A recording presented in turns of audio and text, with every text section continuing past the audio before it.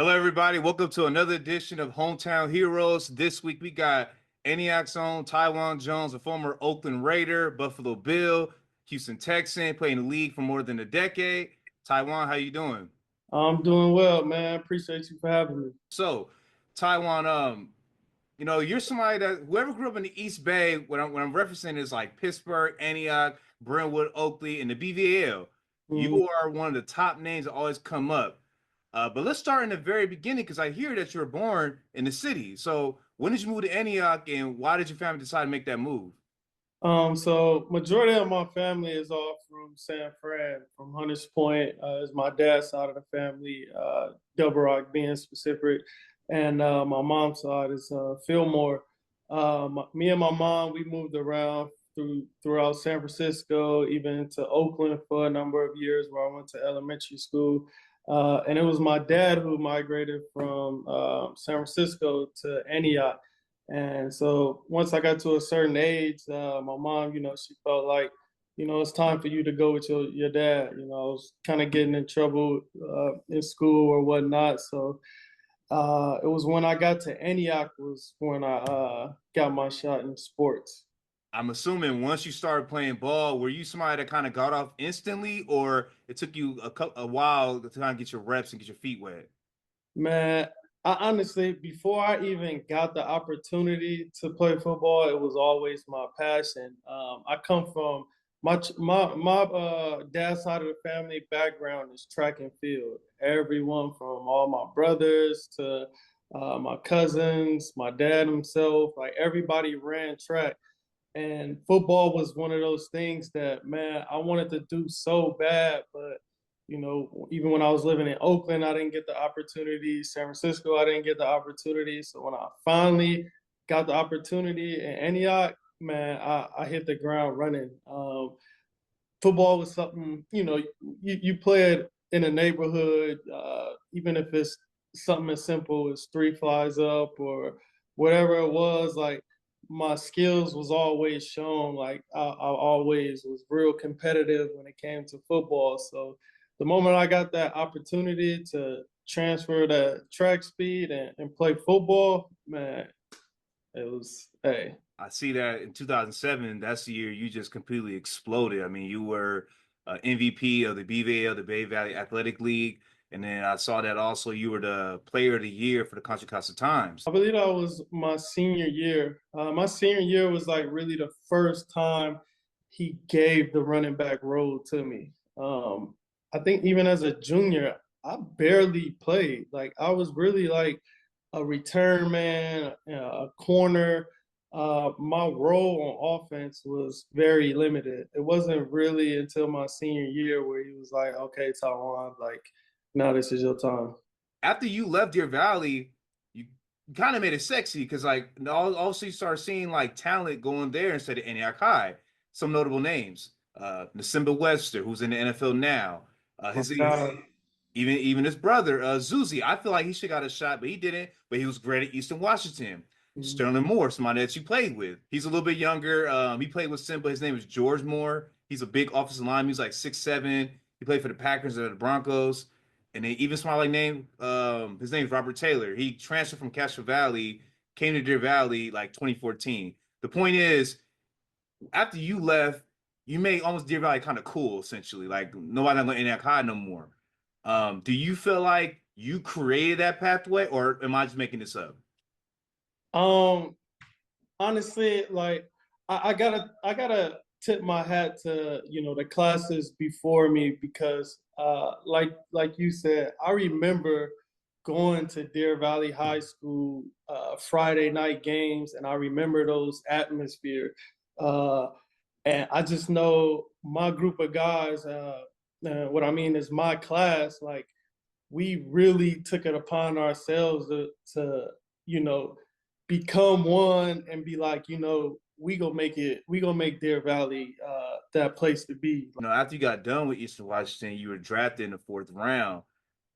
Being drafted from Eastern Washington, was that something that you actually thought that could actually happen, or you're kind of like, you know what, like let me just play college ball and just see what happens? Because I got to be honest, before you and Cooper Cup, I didn't ever really heard anybody going to NFL from Eastern Washington, but You tell me.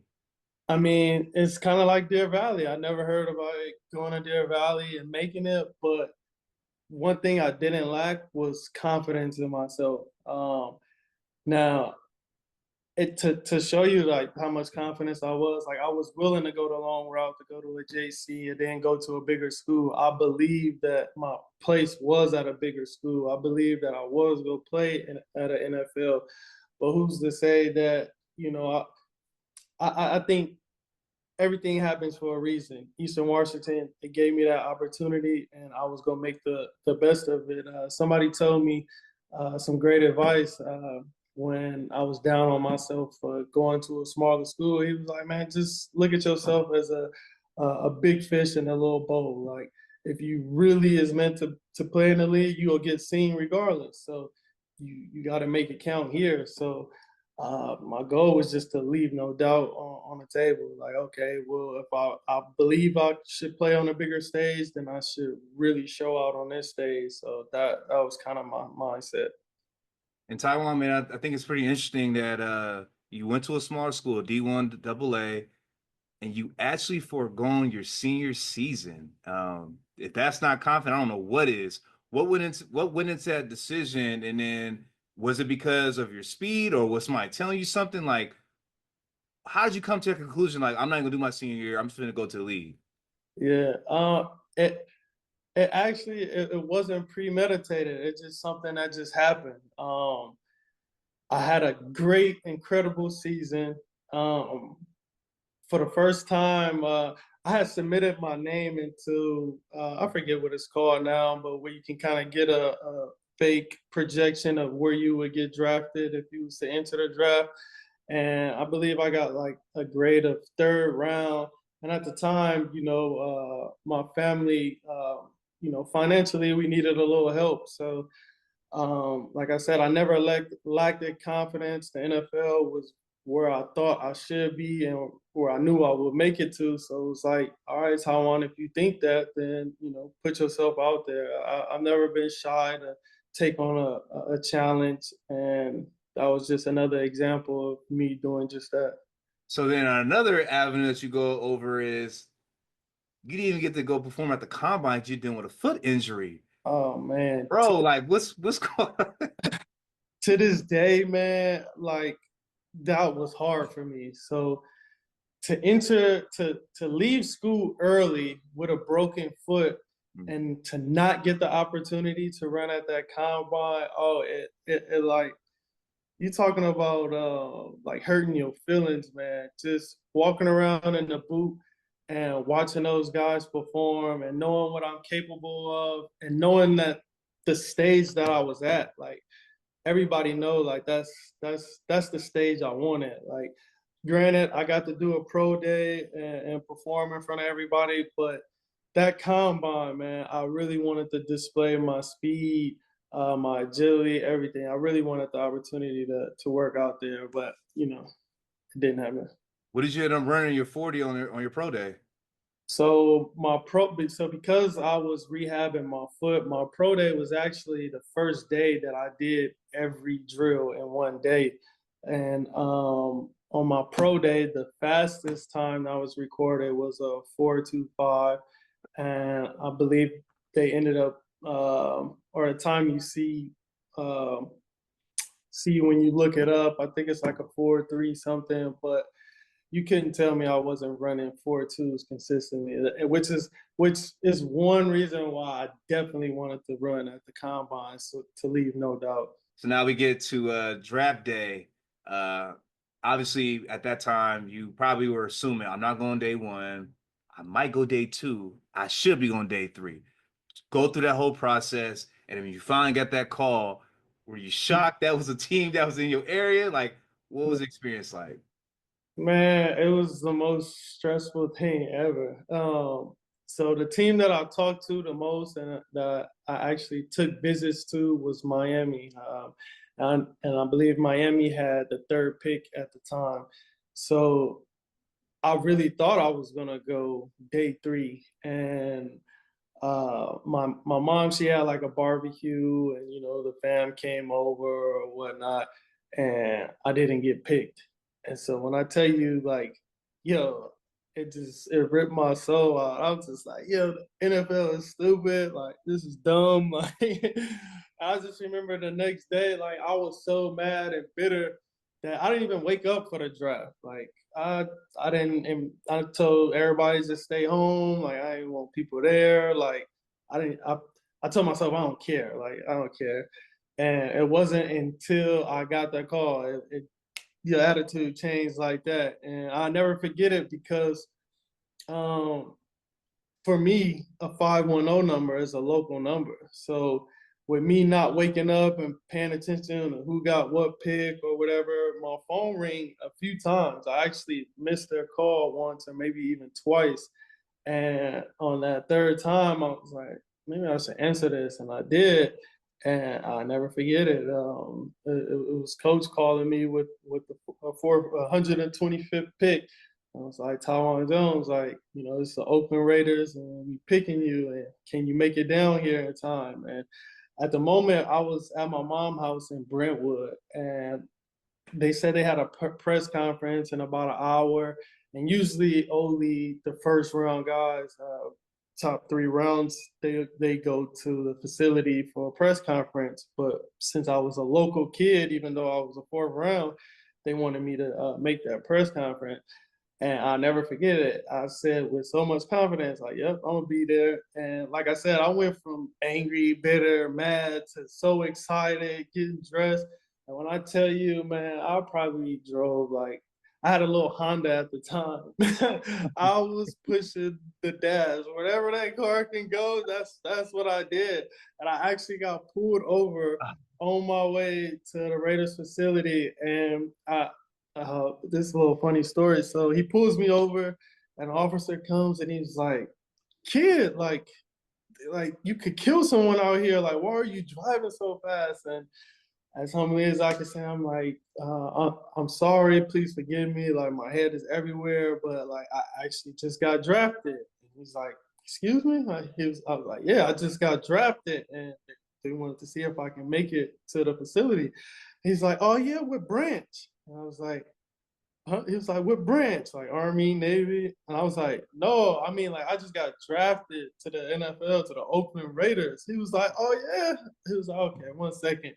So he go back to his car and he come back with his book and was like, here, we'll put your autograph right here. And he still gave me a ticket, but he told me, he was like, man, as fast as you was going, like, I could take you to jail, but, I'm going to let you go ahead and have a good day.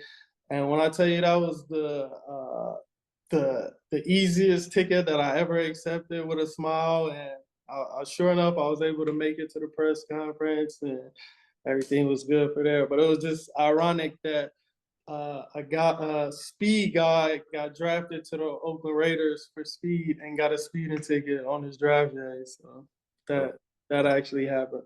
Was the transition simple, or were you like probably a couple of days in camp, you were like, all right, this is different?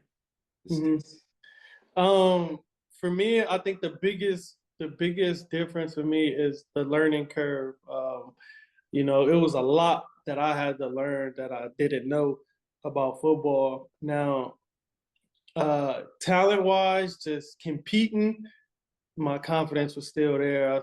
I still felt like, I can do this. Like, I'm that dude.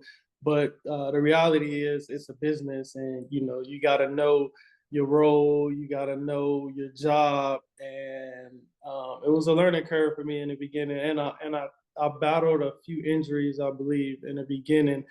And those guys in front of me was some dogs. Darren McFadden and Bush, like, those are some dogs right there. Your first game, I believe, against the New Orleans Saints, right? Mm-hmm. Yeah. Bro, if you listen to the broadcast, Al Michaels and Chris Collinsworth, it was like, this Taiwan Jones is just a flash. I tell you, he's got a little Chris Johnson in him, and I know that's some kind of statement, but we haven't seen anybody be able to get this kid on the ground so far. You felt like at that moment, I proved that I belong. Definitely, but even before that moment, I was having those plays at practice. So practice was where I was like, yeah, I belong here. Like I was that rookie where the veterans looked at me like, yo, chill out. Like, you know, You embarrassing him. It was part of my problem, like learning how to practice. Like a lot of rookies, we come in and we want to prove ourselves, but at the end of the day, like you have a role, like, and if you're on scout team, just quick story, like even I got to go back to like the Deer Valley days when I was like a sophomore, junior. I didn't get those opportunities on offense. So during practice, I was always on the scout team, and on my scout team was my way to showing Coach Woods like I belong to be playing. So I would take scout team and I would show out. And again, I would piss off players. Same thing at Eastern Washington, where I felt like I should be a running back. I should be the running back. I used scout team to show them like I displayed, you know, what I can do. So the teams that I was on always knew what I can do, and I did the same thing with the Raiders. In 2013. This is when things got weird for you. At the time, I think the GM was McKenzie. He decided to move you to cornerback. Was that something that you wanted, or that was his projection on you? I don't know if it was McKenzie or Dennis Allen, but it was asked. And so what a lot of people don't understand is I was picked by Al Davis. From what I remember, it was Al Davis, the owner, that wanted me, not necessarily the coaches. But Al Davis passed away that same year. So with, you know, coaches changes, you know, players change. And I don't think, you know, there's some guys who are the coaches' guys. I feel like I wasn't any one guy. I just had to prove myself on a roster. And I feel like with not getting the opportunity that I really wanted at running back, I knew I had to do something to make a team. And that's how I fell into that special team. I shout out to Rock Cartwright, who embraced me and was like, man, you could play a long time in the NFL if you embrace the special teams, bro. So I did that just because I'm a competitor. And, you know, it's just my story. Like, I didn't really get the opportunity at running back, but I'm going to embrace the special teams. And with new coaches coming in, you really just want to make, or at least for me, I wanted to make a roster and play on a Sunday. So whatever they asked me to do, I was willing to do for the team. And that's, at that point in time, they thought corner would fit me best or help the team more. So that's what I did. What is something you want to tell the youth about appreciating special teams instead of like looking at it like I don't belong out there? It's not the sought after role that you want. A lot of us, we were stars in our high school, stars in college. So to take that back seat in a professional level, it's a hard pill to swallow. I mean, even for me, like I was playing in my hometown, and I believed that I was this great offensive player, great running back, but I had to embrace a different role. And for me, it was like, it's the competition for me, the mano a mano. And you get that on special teams. Like, I get to go against another dude and say I'm better than you and prove it. So the fact that I was getting the opportunity on a roster, because look, man, you come in during training camp and you see the different levels of talents. There's guys that's deserving and that's good and still get cut, whether they have, you know, behavioral issues or uncoachable, whatever the case may be. Like, the NFL is not promised to nobody. The two moments I think that really stand out to me was your touchdown against the New York Jets. Goes to Taiwan Jones. Another missed tackle by Williams. Another missed tackle by Gilchrist, and he's off to the races.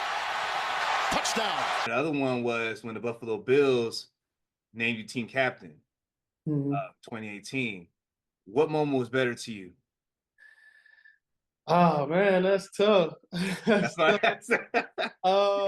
Because, you know, that touchdown with the Jets. So when I made the first touchdown in New Orleans, it was like preseason. Yeah, that was preseason, me wanting to tell people, like, this is who I am, this is what I can do. So to get the opportunity during regular season and in the fashion form of how it happened, it's like, this is who I am, y'all. Like, just give me opportunity. So I have that ha moment for me, but for your peers and for the coaches to be like, you are one of our leaders. Like, that's a proud moment for any player on a roster when you get named the captain. So I gotta say that moment, I guess. Damn, okay. I'm surprised you said that. Yeah. And then it's funny, you play for two organizations that probably have, in my opinion, top 5 most wildest fan bases. Obviously, at the time in the Coliseum, you got the Black Hole, but then down in Buffalo, you got Bills Mafia. You got people jumping off the tables when it's like, 5 degrees outside. What was it? Okay, from your perspective, what fan base was crazier? Man, it's two different kind of crazies. You in Oakland during the intermission, you got Mac Dre playing, you got the crowd going crazy. With me being from the Bay and knowing that culture, like it's unmatched. Like you got the hyphy movement, halftime, all you smell is marijuana, and like it's just go And ahead. bro, hold on, before you finish, what's crazy is so I used to work at the Coliseum at the time you were playing for the Raiders. Mhm. Bruh, this is what I love about football. You get all different walks of life come Mhm. together on that day, and it's like you got this doctor, you got this dude from East Oakland, you Yep. got this fireman. Like we all, it don't matter what we do on this moment, these next 3 or 4 hours, we ride together. Like that is so cool, and that's why I love the game. And I Mhm. noticed that with Raider games, like I've seen this guy, all different walks of life, but we all come together for one thing, and that's the team we're rooting for. That's why Right. I asked, like, what fan base is crazier? But finish your thought. I feel like you're gonna say Buffalo. No, like I said, it's really two different type of crazies. Like I said, like I described with the Raiders, like, and you said it best. You got a tech guy, you got a street guy, like you got so many different walks of life.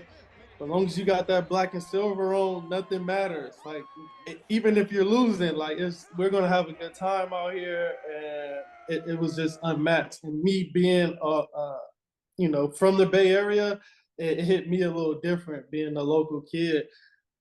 But again, like you said, the Bills Mafia, it's freezing out there, and we can be losing out there, and they are still in the stands with their shirts off, wasted, jumping through tables, like you said, and they go rock that arena until there's all zeros on the board, and it's just two different crazies. But because I'm from the Bay Area, I gotta rock with the Raider Nation.